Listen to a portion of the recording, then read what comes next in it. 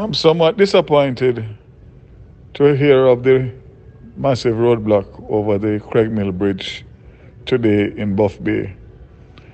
As you know, I'm a very, very approachable member of Parliament, and I've been in touch with the residents on this matter as it relates to a bridge that leads to the communities of Craigmill, Belvedere and Whitehall.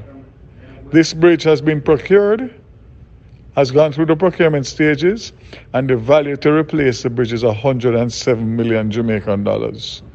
That has to be allocated from our budget, and we're now just entering a new financial year. In the interim, I've made a bypass that has been maintained, and really only the problem arises when the river is in spate, which it is now. The NWA has condemned the original bridge and blocked it for safety reasons. I have no control over that. What I can say is that the issue of safety was raised with me, as the bridge is in a very isolated area, and I got the JPS to erect 3 streetlights just last week. This is after a meeting with the residents and the National Works Agency. So let me just make it very clear. Based on the situation that we face as it relates to the cost of the bridge, no amount of demonstrations are going to make that bridge be erected overnight. It is a process, and it is in process, and that is a commitment that I've given. So I find the demonstrations today very unproductive, because at the end of the day, they could demonstrate from now, tomorrow, and the next day to the next month.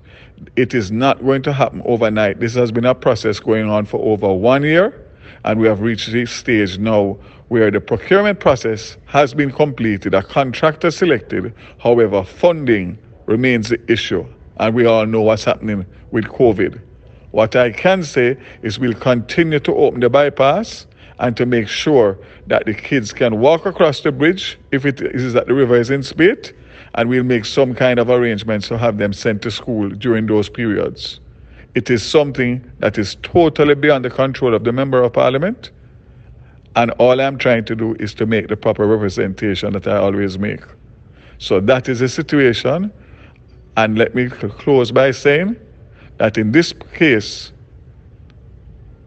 there is nothing further that can be done until such time as the funding is allocated, which is what I'm working on as we speak in the new budget year, which starts tomorrow.